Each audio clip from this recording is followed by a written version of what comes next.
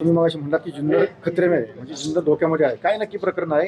कोणता प्रकल्प येऊन लागतोय? नाही, हा जो अदानी समूहाचा अदानी रिन्युएबल एनर्जीच्या संदर्भामध्ये माळशेज घाट भुरांडे हा जो पंप स्टोरेजचा जो प्रकल्प आहे या संदर्भात अनेक शंका या ग्रामस्थांच्या मनात आहेत. यामध्ये सरसकट पेसा कायद्याचं उल्लंघन करण्यात येतं आहे. हा MOU जो आहे हा MOU महाराष्ट्र सरकार आणि कंपनी यांच्यामध्ये करण्यात आलेला आहे आणि असं असताना त्याचा जो एन्व्हायरमेंटल इम्पॅक्ट असेसमेंट जो सर्वे हा अतिशय संशयास्पद अशा पद्धतीचा हा सर्वे एकतर भूकंपप्रवण 3 क्षेत्रामध्ये हा संपूर्ण भाग येत असताना एकीकडे अवघ्या काही किलोमीटर अंतरावर काही वर्षांपूर्वी माळीणसारखी दुर्दैवी घटना घडलेली आहे. पलीकडे माळशेज घाटामध्ये सातत्यानं दरडी कोसळण्याचं प्रमाण हे आपल्याला बघायला मिळतं आणि अशा पद्धतीनं भूकंपप्रवण 3 क्षेत्रामध्ये हा संपूर्ण प्रकल्प लादला जात असताना लोकप्रतिनिधींना कुठेही काहीही कल्पना न देता प्रशासनाला पूर्णपणे अंधारात ठेवून हा प्रकल्प लादण्याची जी घाई होती याविषयी अनेक शंका आहेत. यासाठी माननीय जिल्हाधिकारी महोदयांना सुद्धा याआधीही मी या सगळ्या शंका व्यक्त करण्यासाठी पत्र दिलं होतं आणि आजही मी ही जी जनसुनावणी 21 तारखेला असणार होती ही जनसुनावणी आमच्या सगळ्या शंकांचं निरसन होईपर्यंत स्थगित करण्यात यावी यासाठीची मागणी केलेली. अशीच मागणी तालुक्याचे आमदार शरद सोनवणे यांनी सुद्धा जिल्हाधिकाऱ्यांकडे केलेली आहे आणि या संदर्भात जिल्हाधिकाऱ्यांना आधी केलेल्या विनंतीनुसार 19 ऑगस्टला या संदर्भात एक बैठक कंपनीचे अधिकारी असतील, संबंधित विभागाचे अधिकारी असतील, लोकप्रतिनिधी असतील, संबंधित बाधित गावांचे सरपंच असतील, या सगळ्यांची एक संयुक्त बैठक माननीय जिल्हाधिकारी महोदयांनी आयोजित केलेली आहे आणि आत्ताची जी जनसुनावणी आहे ही स्थगित केलेली आहे. त्याबद्दल मी जिल्हाधिकारी महोदयांचा आभार मानतो आणि त्याचबरोबर या प्रकल्पाच्या संदर्भातली संपूर्ण स्पष्टता ही देण्यात यावी.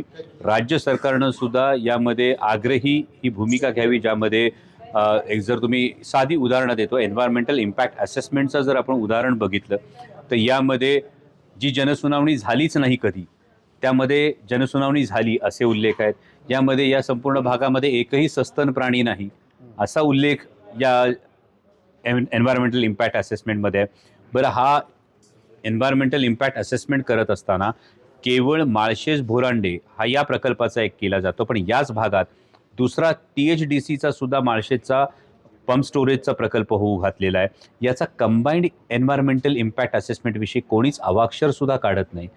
तिसरी महत्त्वाची गोष्ट ही आहे की यामध्ये जे पाण्याचं जे स्रोत सांगण्यात आलेले आहेत, काळू नदीचा जरी स्रोत दाखवण्यात आला असला तरीसुद्धा उद्या माणिकडो धरणातून हे पाणी उचलणार नाही का, कारण याची मूळ संकल्पना जी होती ती माणिकडोच्या जलाशयातल्या पाण्याचा वापर ही एक संकल्पना होती.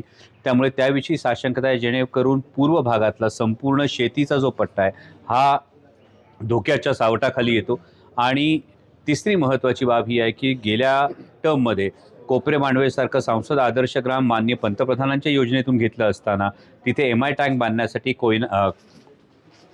कृष्णा खोऱ्यातलं कुकडी प्रकल्पातलं वॉटर अकाउंट संपलेलं आहे असं कारण देण्यात आलं.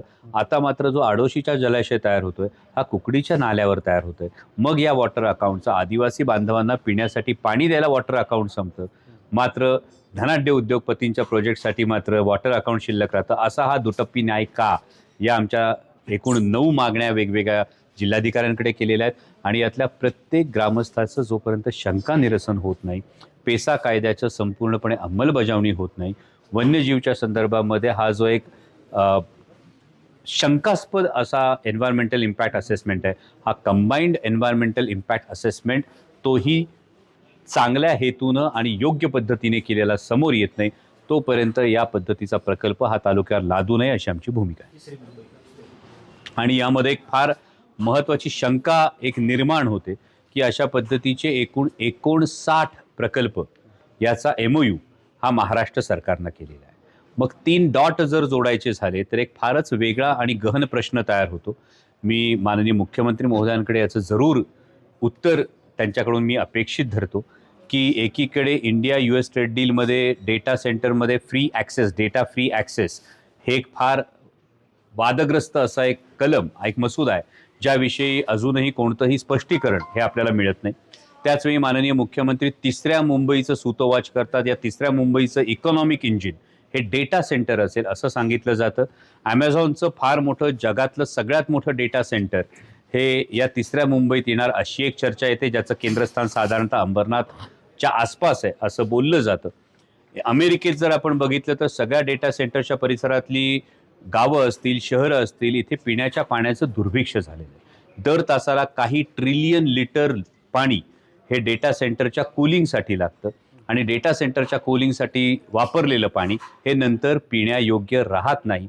त्यामुळे अमेरिकेतल्या या अनेक शहरांमध्ये पिण्याच्या पाण्याचं दुर्भिक्ष तयार झालं आहे. आणि असं असताना आपण तिसऱ्या मुंबईचं इकॉनॉमिक सेंटर हे डेटा सेंटर ठेवतो आहोत.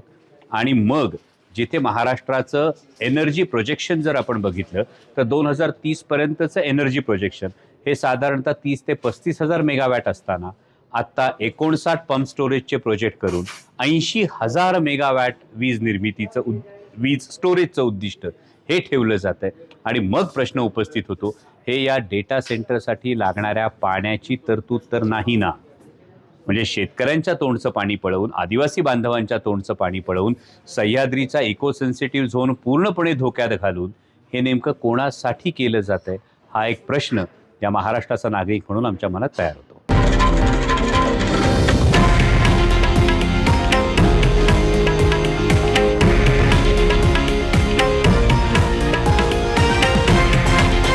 हे आहे देशातील नंबर 1 न्यूज नेटवर्क आणि आपण पाहत आहात TV9 मराठी, एकमेव.